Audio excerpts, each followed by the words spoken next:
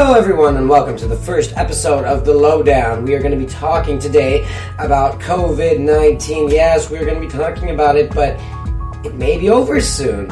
Should I say that or not? But we're going to be seeing some of your opinions on it below in the comment section, and also polls that I'll direct you to on Twitter. But we're going to talk about that, and let's go ahead. General cases are going down all across the world, actually, in Canada and in the US now for several months. 2 months around for that as of this video.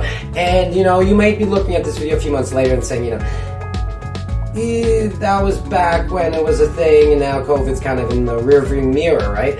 And hopefully that's the case. Is there going to be a third wave? There might be a third wave. It might go up, it might go down. We'll have to see. Are there going to be new variants? A lot of people are talking about the variants. South African variant. All these variants, have they been around since the beginning, or are these variants new?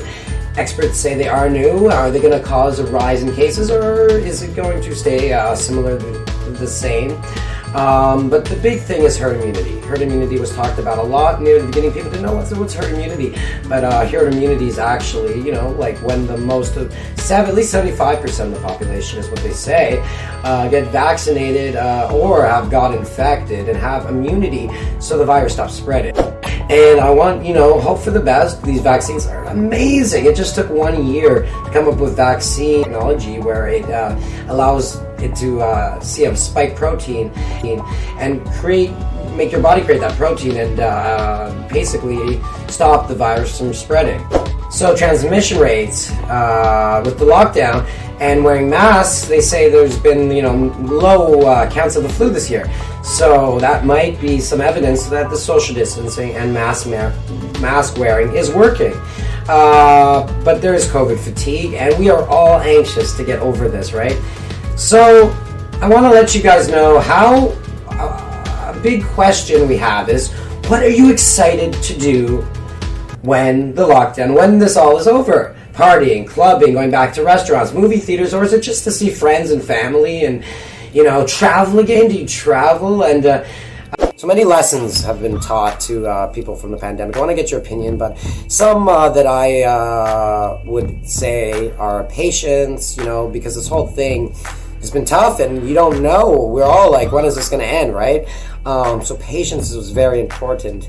And it's a tool in life, and you might have learned this tool: patience, personal care, all sorts of things, taking care of yourself, time management, getting into routine.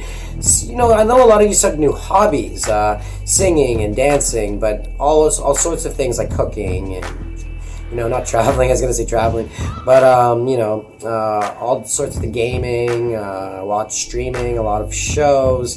A lot of people have worked on their mental health. Maybe it's good for that. It's also bad for mental health for a lot of people.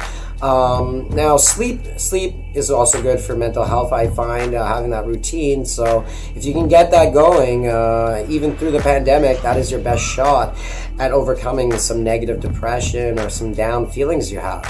Now, does this show us, this COVID-19 pandemic, the world was unprepared?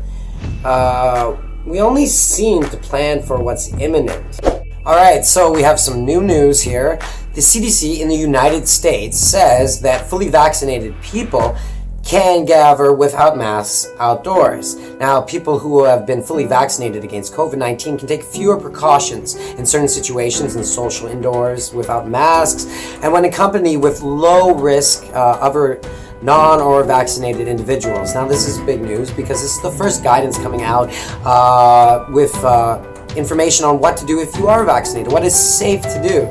So why does it matter? I mean, vaccinated people might be actually less likely to pass and spread the COVID-19 because it's less likely that they have asymptomatic. So the first RNA vaccines were approved in human use for the first time ever, and this is the test.